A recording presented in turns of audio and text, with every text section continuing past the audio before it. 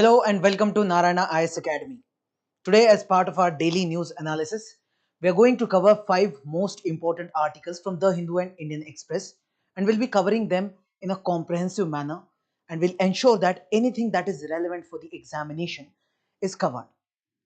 Now, before we start, a key motivation for all of you. I've personally observed many students, they do not take up the challenge because they have some fear in their mind. And because of this fear, because they don't take any challenge, they don't take any step further in the same direction, that is one of the major reasons why they do not succeed in life. So you will never know what you're capable of until you take that first step and just go for it. When you take up the challenge, when you go for it, even if you're not so sure about how much capable you are, once you go ahead, then you will know whether you were capable of doing that thing or not. So just go for it, even if it is challenging. Okay. Now, before we start, just a notification from Narayana IS Academy that 1 year and 2 year courses are active now. You can take admission in 1 year prelims cum mains or 2 year prelims cum mains course, integrated course. Now, the course details are clearly mentioned over here, and you can use that QR code to register for this. Now, moving ahead with the articles. So I've picked up 5 articles. The first article is related to Indo-Pacific. Now this terminology is being used in the international relations many a times. You might be observing many articles after every few days on Indo-Pacific. So very important theme we'll cover comprehensively. Second article is related to the space program by ISRO. So in the year 2025, we are expecting some really good initiatives from ISRO. So we'll understand that. The third article is related to a specific disease which is being observed in the tea workers of Assam. Then the next article, fourth article, is related to genocide. Now this is very specifically related to the Gaza crisis that is taking place, and we are going to discuss the conventions related to genocide. And the last or the fifth article is related to MGNREGA. So the wages are getting delayed for MGNREGA. We'll understand that in brief. So let's start with our first article of the day, which is related to Indo-Pacific. Now you must know what is Indo-Pacific. You must know what is this Quad. You must understand its relevance. And this is important for prelims as well as mains, specifically for mains GS paper 2 international relations.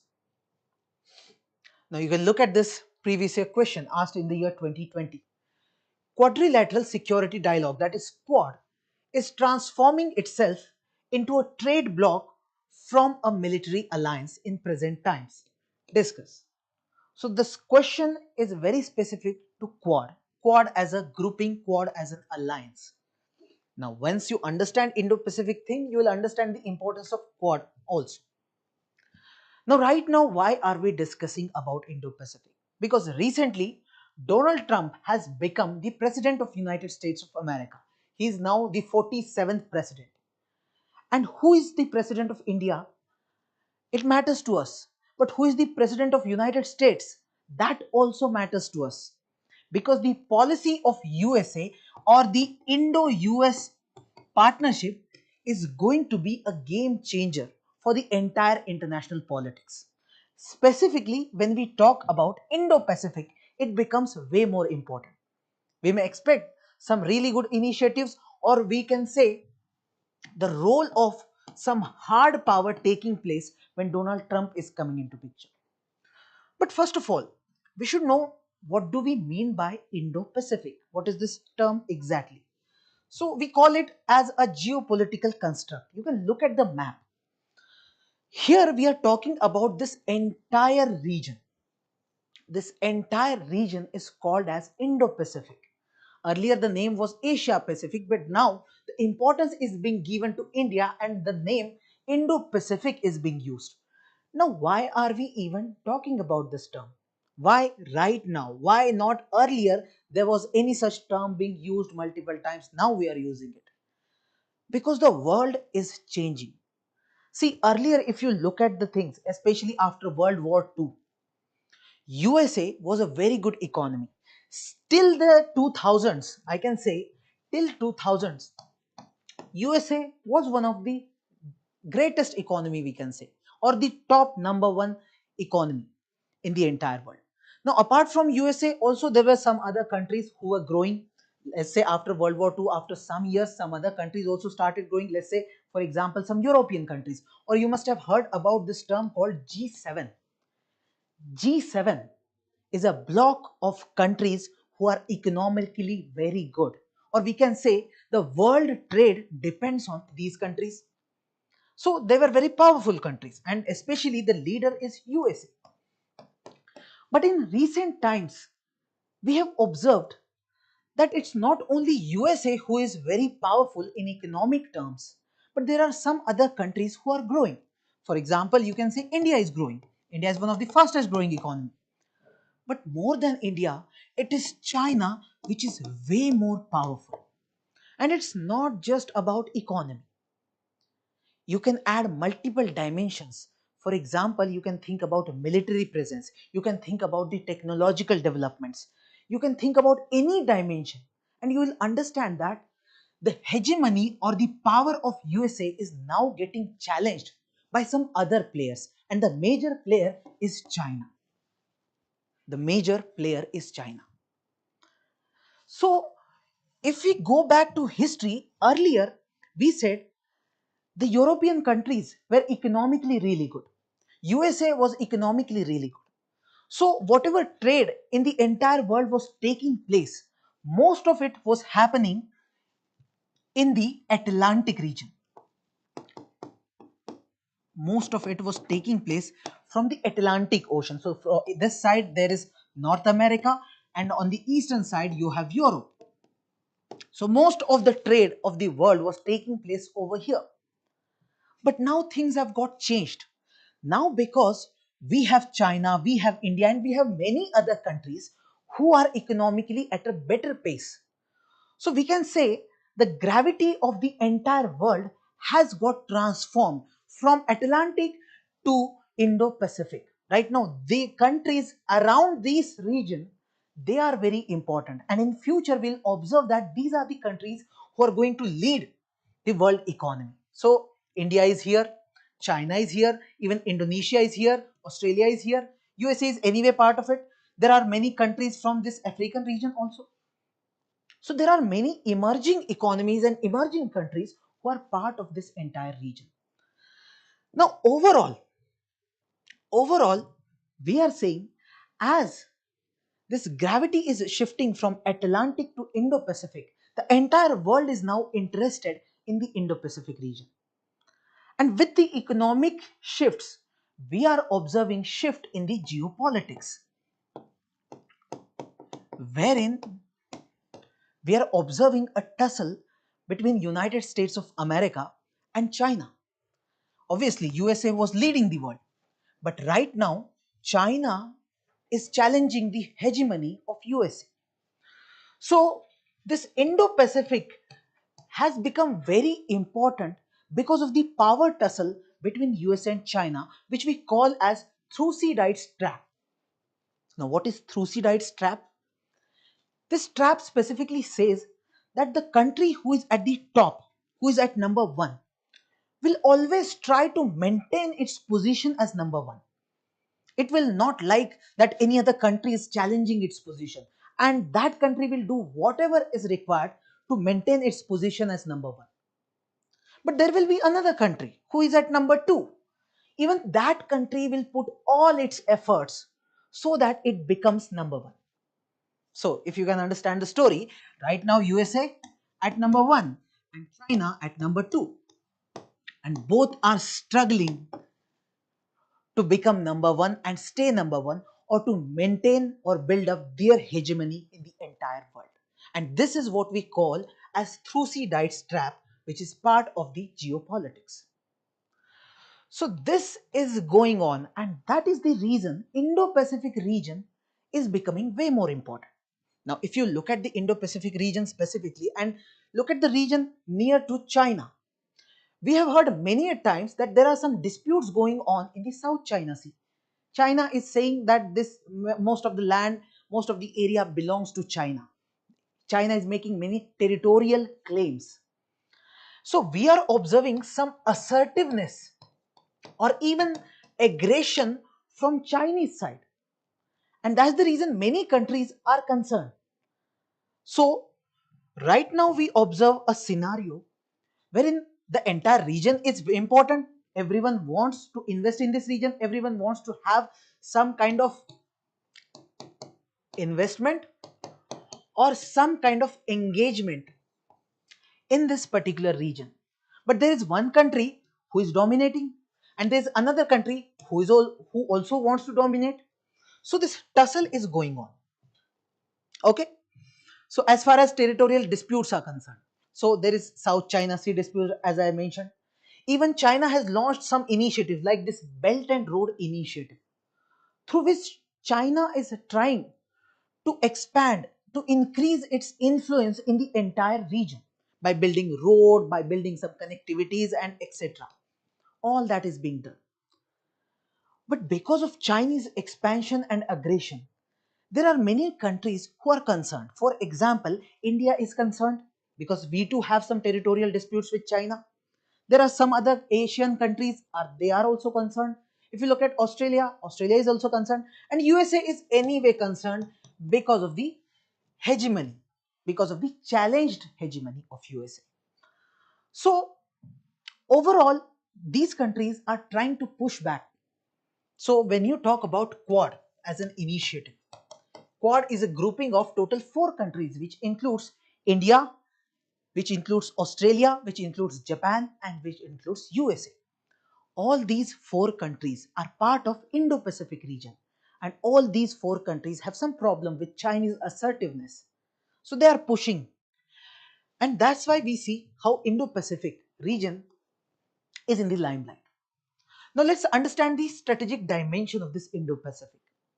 Right now, if you see the economic importance of this particular region, and if you look at the entire world's GDP or the trade that takes place in the entire world, we are saying 50% of that global trade flows from this region of Indo-Pacific. So you can understand economically this region is very, very important for any country. And you see the major economies of the world are present over here, like China, USA, India, Japan, Australia.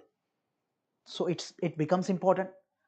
Then there are some regional blocks which have already got developed. For example, there is RCEP, what we call it as Regional Comprehensive Economic Partnership.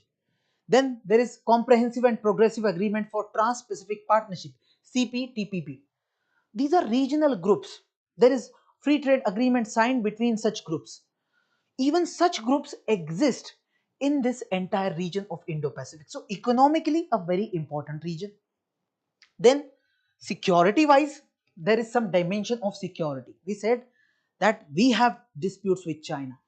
But apart from those territorial disputes, there are challenges because there are some critical choke points in this entire region. For example, we have Malacca Strait, we have Bab al Mandeb. Now, these choke points are very important because most of the world's trade is happening or taking place from these narrow areas. If someone takes control of these areas, suddenly the entire supply chain of the world will stop. There will be disruption, which will be very dangerous. So every country is concerned about these choke points. So neither India wants that China should take control of it, neither China wants that India or USA takes control of it. So from security dimension, it is important. Apart from that, there is issue of piracy, terrorism or cyber threats in the entire region.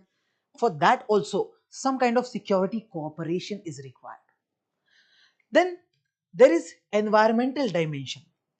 When we are talking about Indo-Pacific, we are including 2 oceans, Pacific Ocean and Indian Ocean. And this region is full of very fragile ecosystem or biodiversity. For example, there are coral reefs, mangroves, and right now we are struggling with some global challenges which includes the issue of climate change, the issue of pollution, the issue of even overfishing which is taking place in many countries. So all these needs to be taken seriously and some kind of cooperation is required among countries. Okay, now as far as cooperation is concerned, we see some initiatives taken for for this region of Indo-Pacific by some groupings. For example, we have Indo-Pacific Ocean Initiative. Now this is specifically related to maritime security, ecology, trade connectivity, capacity building, etc. Apart from that, we have a Quad group. Now this group is continuously evolving. Earlier we thought it will be a security initiative wherein four countries will come together and they will cooperate in military terms so that they can counter Chinese assertiveness in the region. But later on, we were having talks that will make it an economic group. So right now we can say Quad is continuously evolving as a military group, as an economic group, as a group who is cooperating in technological arenas. So let's say we are working on artificial intelligence. So all four countries will come together. Likewise, things are going on. Then we have this Indo-Pacific Economic Framework. This is also very important. This is clearly led by United States of America. Now this grouping is a trade initiative to counter Chinese expansion. So completely focus is on the economic aspect or trade aspect. Then we have Maritime Domain Awareness Initiative to ensure that if illegal fishing is taking place or some kind of natural disaster is taking place, in that case we should have something so that we can have some cooperation, we can build some awareness in the people for that things are taking place. Then we go ahead with some defense cooperation. So if I talk about this Quad grouping, these four countries come together and go ahead with some military exercises. For example, you must have heard about Malabar exercise. So all this shows that some cooperation is taking place to build this Indo-Pacific region or to build some strong hold over this Indo-Pacific region. Okay, now what kind of challenges are there for India with respect to Indo-Pacific? So the first challenge is balancing one side with the other. India right now is part of Quad, which we can say US led group, and India is part of Shanghai Cooperation Organization, that is SCO, and we can say it is a China led group. So India is part of US led group also and Chinese led group also. So India is positioned in such a manner that India becomes a swing country or swing state. So right now it becomes very important for India to balance both of these organizations, and this is where the problem will be there, right? Then second is the Chinese militarization. Now whenever India is moving way ahead towards the Quad, India is leaning more towards United States of America. We are observing some threats from Chinese side. So Chinese militarization, especially the Chinese are building their infrastructure in the region. We see problems in the Ladakh region or Pangong So or whatever we have observed till now, especially during the COVID-19 time period. All this shows that China is putting hell lot of pressure on us. So that is a concern. Third is the non-traditional security threats. So it's not like only China is going to attack, that is the only threat. Apart from that, we have multiple other threats for which we have to cooperate with Indo-Pacific, but only Indo-Pacific cannot solve it. We need international cooperation. So here we have climate change, illegal fishing, cyber security risks, etc. And as far as India is concerned, India's navy is certainly strong, but we still lack many things. We do not have enough resources and we do not have enough overseas bases. Overseas means going beyond the seas. So if you look at USA, they have got military base or naval base at different localities way far from US territory. So for example, if you go south of the India or Indian Ocean, in the Indian Ocean also USA is having its naval base. So as far as India is concerned, we are not having such bases, and that is a problematic scenario for us, because if we want to protect our land in the Indo-Pacific, that is a concern. Now, right now, Donald Trump has come to power, and we want to know how our Indo-Pacific strategy or USA's Indo-Pacific strategy is going to continue. What will happen with Quad, and what kind of other initiatives will take place in this Indo-Pacific arena. So one thing is clear, that in United States, when you look at India and US partnership, it does not completely depend on the party that is coming to power in USA. Rather, the support for this partnership is there from both the parties, whether it is Democrats or whether it is Republican Party. So there is bipartisan consensus which says that India and US will have to engage and the partnership should continue. So what we will observe is the continuity in the US foreign policy with respect to Indo-Pacific, and especially when it comes to Donald Trump, we will see that the Quad will further be strengthened. Quad will become further strong. And it's not about the Quad as security initiative, but there will be many other initiatives or framework which will come out apart from this security part of Quad. So this is what we are expecting from the Trump administration and India-US relations and the Indo-Pacific as a theme. Okay, so this is all about the first article. Let me check if we have any comments.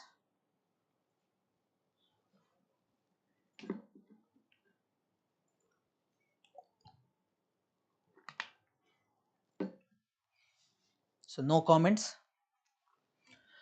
Let's move ahead with the next article. Now this second article is related to India's space program, specifically the space program of ISRO and the missions it is going to carry out in the year 2025. Now this is important for your prelims as well as mains. In the mains GS paper 3, you have this achievement of Indians in science and technology. Also there is section wherein we talk about the awareness in the field of space. So this topic becomes highly important for you. Now you can read this previous year question. I'll give you 10 seconds. Please read the previous year question.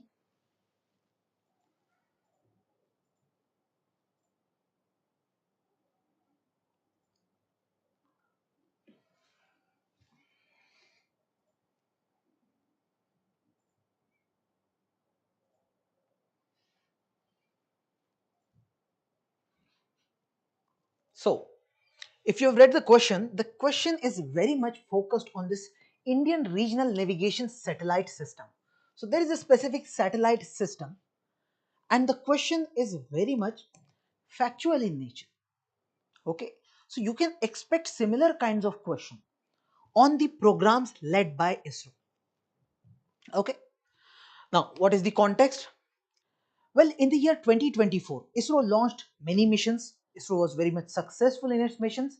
And now we are saying in the year 2025, ISRO is in a mission mode. There are many plans which are already there on which ISRO is already working. In the January month itself, ISRO has started working on many projects. So for example, this PSLV C-60, Chandrayaan 4, Bharatiya Antariksh Station, next generation launch vehicle, all these are the major initiatives on which ISRO is working on a mission mode. Now we all should have some basic idea about all these major missions. For example, if I specifically talk about PSLV C-60. Now simply, first of all, PSLV. So if you have heard about launch vehicle, see, for you to go from one place to other place, you're using bike or car or anything. That is a vehicle which you are using to move from one location to another. Similarly, if you want to travel from the earth to any other planet or in the space, you need a vehicle. And there you use a launch vehicle, right? Simply in simple terms, we sometimes call it a rocket, but the right term would be launch vehicle. Now, as far as India is concerned, we have some launch vehicles. One of them is PSLV. This PSLV is considered to be one of the most reliable launch vehicles that India has. And its 60th version or C60 version. This is what we are talking about right now. Now, this C60 version of PSLV is made so that we can launch two programs. One is satellite called Space Docking Experiment Satellite, which we call in short as SPEDX.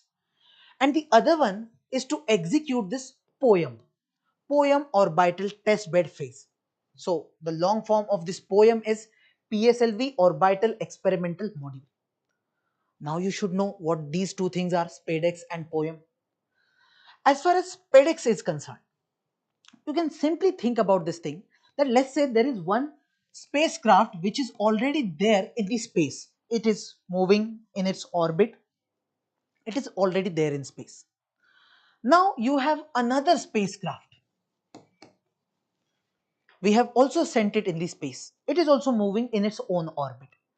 And now you want some kind of connectivity between these two satellites. Let's say, for example, there are some crew members, there are some astronauts who are there in this particular spacecraft, and you want to transfer them from here to there. You want to do it. Or in case you want to send some food from this to this, when you want to do this, you need some kind of connection, and this is built using such kind of experiment which we call as space docking experiment. So docking simply means connecting these two spacecrafts. Okay, so this C60 PSLV, the major work of this PSLV C60 was to deploy this SPEDX mission. Okay, and second thing is to go ahead and execute this POEM. Now what is POEM? Well, POEM is nothing but the fourth stage of PSLV. Now don't get confused. Let's say we are talking about PSLV. So PSLV is kind of a rocket, which you can say. Now this rocket, whenever a launch vehicle is moving ahead, how it works, it will be divided into multiple stages. Stage 1, 2, 3, 4.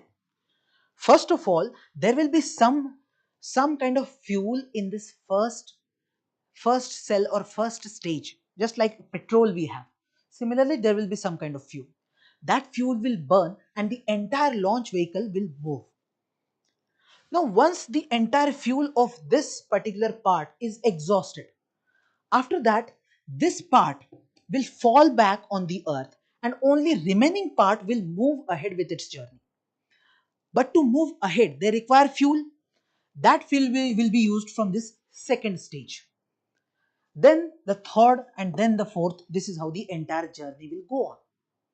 Now, as far as this PSLV is concerned, the fuel that is used in the first stage is a solid fuel. In the second stage, there is a liquid fuel. Then third, solid fuel. Then fourth, liquid. Now, the point is, till now, this fourth stage was not in use. But now, ISRO is saying we are going to use this fourth stage. And how? By making use of this PSLV orbital experimental module. Now, what is the plan? This fourth stage, what they will do is they will make it an experimental laboratory. If they want to conduct any kinds of experiments, especially in the zero gravity position. See, on the earth there is gravity, but in the space there will be zero gravity. So if you want to conduct some kind of experiments, that is possible with this PSLV orbital experimental module, which will be carried out in the fourth stage of PSLV. So this is the reason why we brought this PSLV C60 mission. We means obviously ISRO.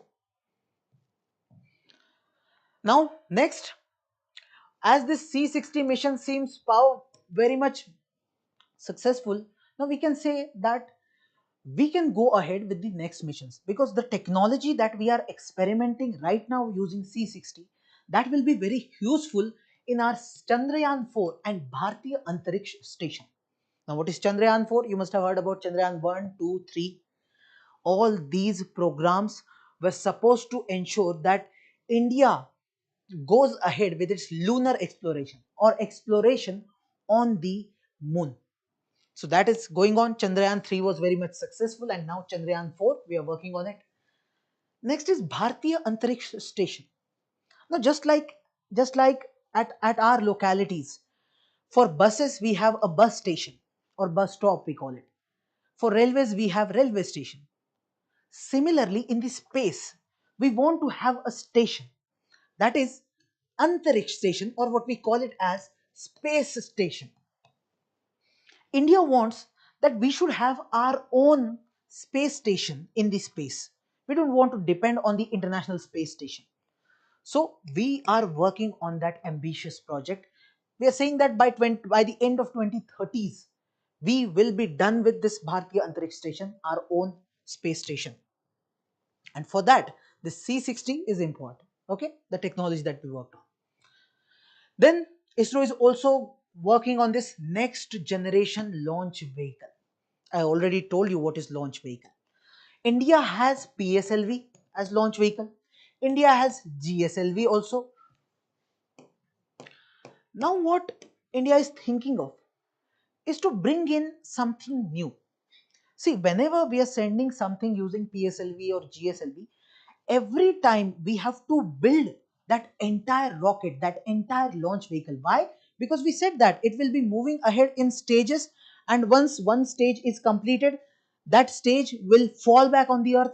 So you see, in one journey, your one rocket is utilized. You can't reuse the same rocket again and again, just like our buses, cars, railways, etc. We use the same railway for multiple journeys.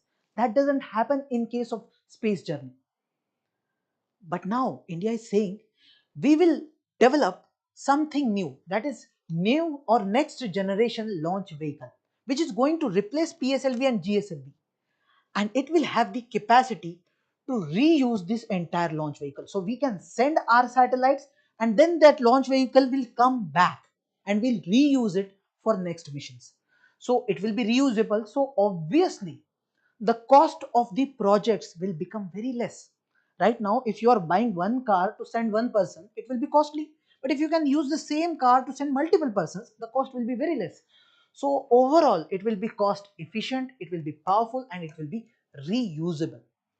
This is the launch vehicle on which ISRO is working right now. So all these are key developments of 2025, and we'll be very much happy by observing ISRO becoming successful in all these projects. Okay. Now, next article. Let me check if we have any doubts. Okay, no doubts. Let's move ahead with the third article of the day. That is related to a particular post, sorry, a particular fungal disease. Now, this topic is important for your prelims because many times questions on a particular disease is asked, and it is important for your mains also, but the more importance will be given for prelims. Okay, earlier we had discussed about tuberculosis, and now this particular disease is very much related to tuberculosis, so we'll understand that. Now you can look at this previous year question asked in the year 2030. Please read the question. I'll give you 10 seconds again to read it.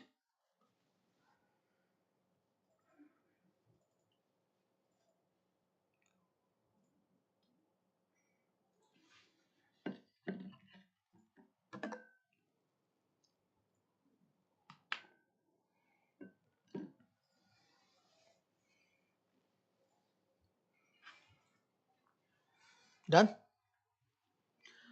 So the question is talking about the diseases which can be transmitted from one person to another through tattooing. So examples are given like chikungunya, hepatitis B, HIV, AIDS, and you have to answer. So obviously you need to have a clear-cut idea about each of the disease, how it spreads. Then only you can apply your mind and answer it. Okay. Now let's look at this particular disease about which we are going to talk. The name of the disease is chronic pulmonary aspergillosis. Now this is important. Why? Because recently we got to know that there are many tea plantation workers who are working in Assam.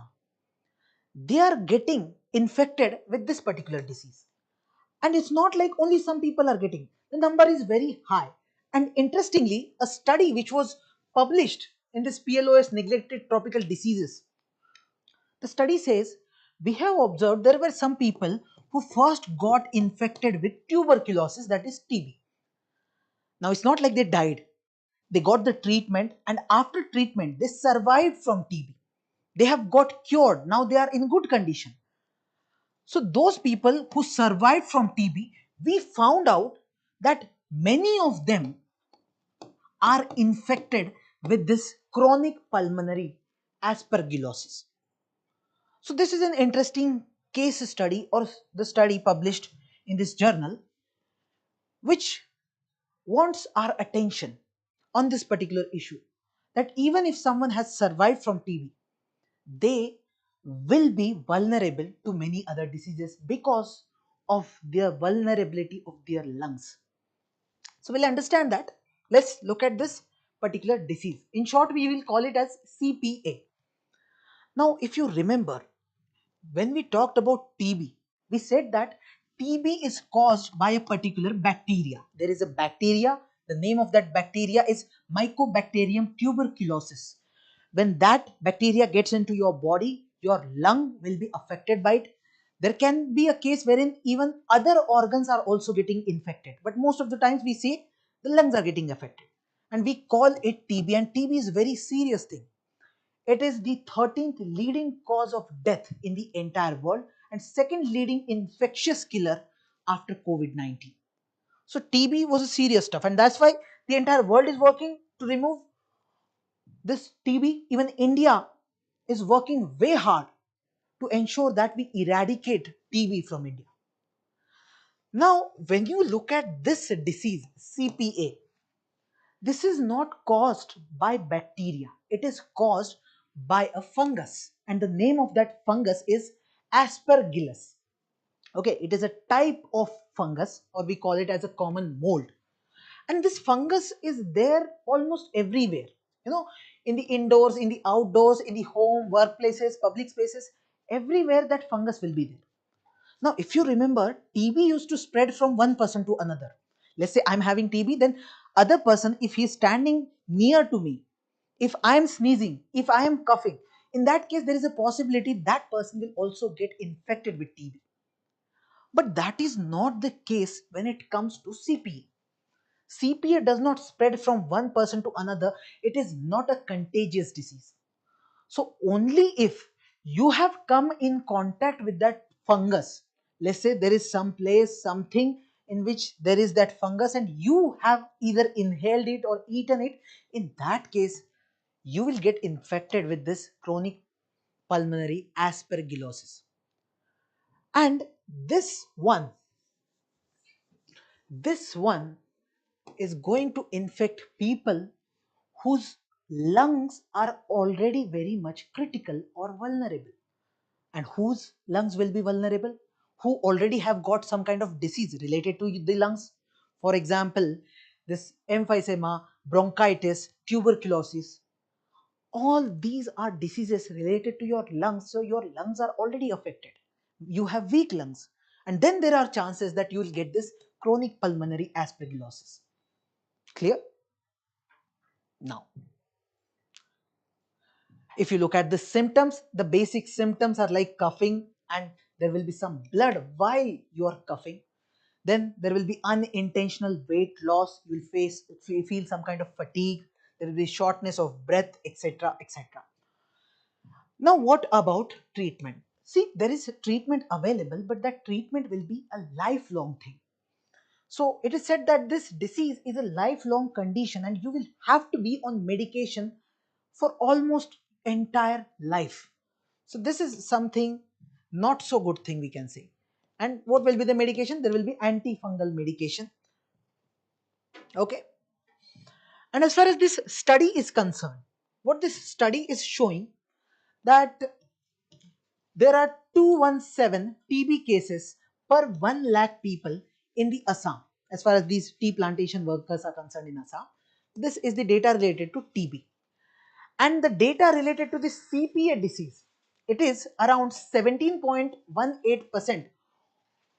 and 48.9% prevalence in post-TB patients, those who earlier got TB and then got this disease.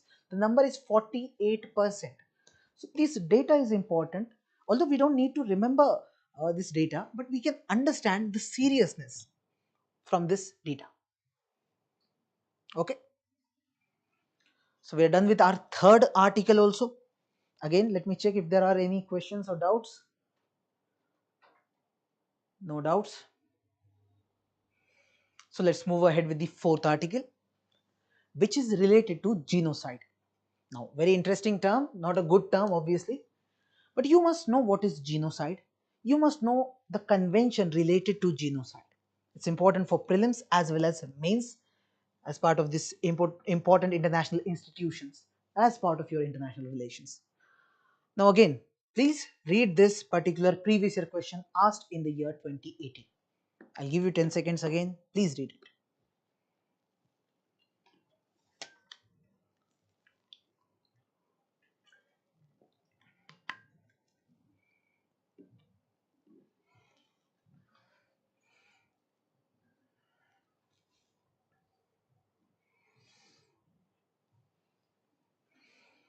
Done?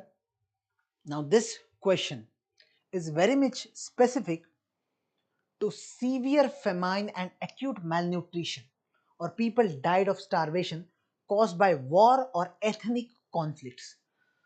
So such a question is asked, although the question seems to be asked from the current affairs part, but you should know about the kind of war or ethnic conflicts that are taking place in the world. Similarly, you should know about any kind of genocide if it is taking place. Now see, the news says that many a times we have observed that genocide takes place in the entire world, somewhere in the entire world. Many a times it happens and the world community is not doing anything. The world community has failed to prevent any kind of a genocide happening. Although if you see, after that Holocaust, it was said that will not allow any kind of genocide to take place, but that is still happening. Now those who do not know, what do we mean by a genocide? So simply you can understand, let's say there is a country. In that country there are two communities are living. This is the majority part and this is the minority part. And let's say the entire minority or a particular group is completely killed and vanished from this country altogether, then that will be called as a genocide. Now it's not just about any religious community as such, it can be a religious community, it can be a racial community.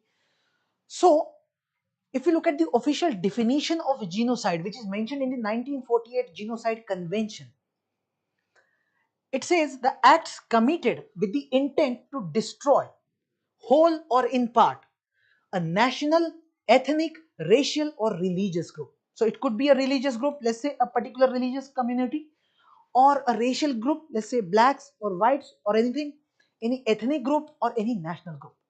So if you're trying to destroy them, and that could be done by anybody.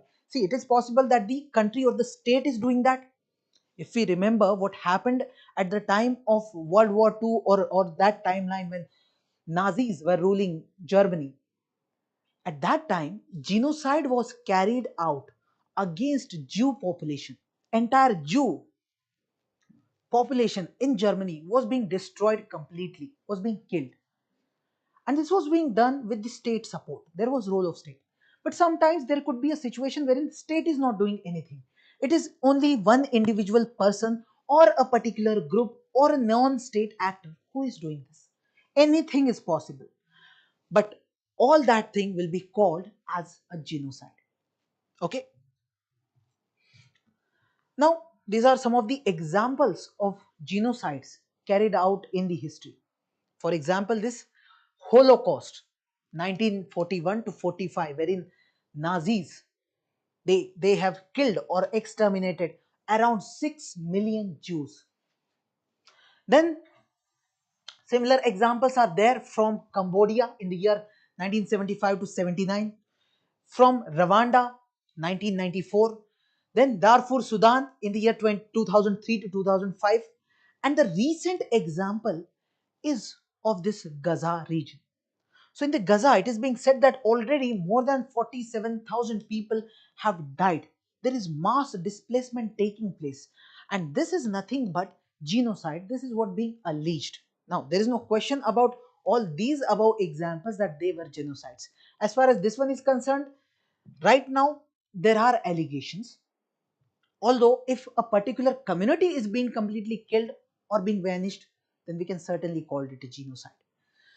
Now, we already have some conventions. For example, we have this 1948 convention to prevent any kind of genocide in the entire world. The name is Convention on the Prevention and Punishment of the Crimes of Genocide 1948, and that was the first international treaty which tried to codify some kind of rules or laws to punish people who are getting into this activity of genocide, who called genocide is a crime. This is the first treaty. Now there are some obligations on the countries who are involved, who have signed this treaty. The obligations include, first of all, they have to prevent any act of genocide in their country. They have to punish anyone getting into the act of genocide. Second is enact national legislation. So the government of that country will have to bring in a law in their own parliament and ensure that the genocide is criminalized. And third thing, there will be cooperation with the international tribunals for prosecuting offenders. So all these are obligations, but interestingly, see, India has signed this convention, but India does not go with this second clause of enacting national legislation. India has not brought any such law after signing this. Rather, in India, anyone getting into these activities of genocide, they are punished using our own laws. There are some provisions in our criminal laws. Using those, we punish such people. But we did not bring in any law which was supposed to be done as per this particular clause. Okay. Now we have this Rome Statute of International Criminal Court. Now this is also important. Now those who do not know, there is one court called as International Court of Justice, that is ICJ, and there is another called International Criminal Court, ICC. Now as far as the case of genocide is concerned, one may go to this court as well as that court, but the kind of crime, the kind of genocide will decide where the case will go. Let's say there is an allegation by one state against another state of a kind of genocide where states are the party. In that case, the case will run in the International Court of Justice, because the main role of ICJ is to resolve disputes between states, right? But in case there is one individual who is involved, there is a non-state actor who is involved, or even there could be a prime minister or president of a country who is involved in the genocide. In that case, the court case will be there going ahead in the International Criminal Court. Okay. So although we have some specific directions mentioned over here, that the ICC has jurisdiction over genocide cases when a state is unwilling or unable to prosecute the crime. So if state is not taking any action or doesn't want to take any action in that case, or if United Nations Security Council has referred a particular case to this International Criminal Court, in that case this court will go ahead with a case of genocide against that particular person. Now these are the initiatives that we already have right now regarding genocide. Clear?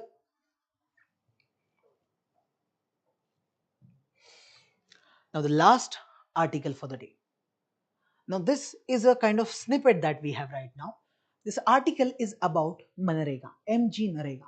Now you must have heard about MGNREGA. It's a very important scheme wherein the rural area of India is focused. Here government guarantees employment for people who are living in the rural parts of India. So government says that you will be provided with the 100 days of work in the entire year from government side, and in case government is not in a position to give it to you, then they will pay you the wages of that thing. But interestingly, the recent news is saying that the extra allocation for MGNREGA, which was supposed to be given, has not been rolled out, and because of which we are observing that the wages that people are supposed to get, those wages are getting delayed. So the data shows that 4,315 crore for wages, 5,715 crores for material costs, etc., all are getting delayed. Now, if you look at the MGNREGA Act and look at the section 3, clause 3 of that act, it clearly says that wages are to be disbursed within total 15 days of the work completion. If the person has done the work within 15 days, you have to pay that amount, give that wages. But that is not happening. So you're going against the provision which is mentioned in the particular act. Government is not in a position to do that because of some shortfall. So they are saying we are having some shortfall. This Union Rural Development Ministry, they clearly said we have a shortfall of money or funds. Okay, so this is the snippet that you should know. Now the time is for practice questions. First of all, a mains practice question. Please read the question. It is related to Indo-Pacific region. I'll give you 5-10 seconds. Read the question and think about the answer. I'll anyway tell you the answer. Okay.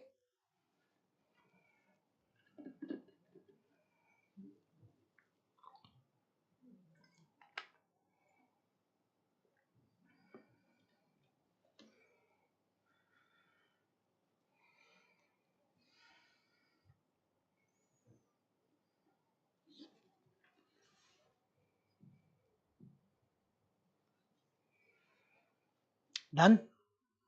So the question says Indo-Pacific region has emerged as the epicenter of 21st century geopolitics, economic activity and security dynamics. It has become epicenter. So critically analyze India's strategic role and challenges in ensuring a stable, inclusive and rule-based Indo-Pacific. A very good question, I'll say. Now, simply you can talk about Indo-Pacific. You can define this Indo-Pacific region or give a contextual understanding or show the importance of this particular region in the introduction. After that, in the body part, because they have asked about the strategic role, so we'll specifically talk about that role. So it would include that economic part, all those partnership with ASEAN, USA, other Indo-Pacific nations. You can talk about the frameworks like RCEP, all that you can mention. Even you can quote any data related to that economic dimension. Then you can talk about security contribution of it in the form of Quad and other initiatives. Then you can talk about regional partnerships. All that will be part of strategic. Then the challenges India is facing, which we discussed in detail, that we are balancing it with the SEO, then China's aggression, then non-traditional threats like climate change and all this can be mentioned. Even we are lacking our naval capacities, that can be mentioned. And at last, even if they have not asked about it, you're supposed to provide some solution. So for all these challenges, if you mention at least one line of a way forward for each, that will be considered a good answer. So we'll provide some way forward and then give a final conclusion. Okay. Now, prelims practice question. Now, this is the question from the yesterday's articles. Who released Fiscal Health Index 2023 report in India? Very easy. That was the first report right now we received from Niti Aayog. A very easy question. Which of the following is or are features of personal liberty as defined under Article 21 of the Indian Constitution? Protection against unlawful detention and coercion by the state, right to live with dignity, privacy, and autonomy, ensuring that deprivation of liberty follows fair, just, and reasonable procedures, right to choose one's occupation, travel, and marry by choice. All these are anyway part of 21. So I'll say D is the right answer. Which one of the following countries has its own satellite navigation system? Very easy question, I'll say. The answer is simply Japan. Neither Australia nor Canada nor Israel has its own navigation system. Even India is part of it now. Now, there are some questions as homework for you. You'll get a link in the comment box from which you can directly reach out to this question and mark your answer. Okay. So the question is, with reference to the next generation launch vehicle being developed by ISRO, consider the following statements. NGLV is designed to be cost efficient, powerful and reusable. It is expected to replace the PSLV and GSLV series for satellite launches. The primary focus of NGLV is to support human space flight missions exclusively, and development of NGLV aligns with India's ambitions for deep space exploration. I will call it a moderate level question. You can attempt it. Second, related to chronic pulmonary aspergillosis.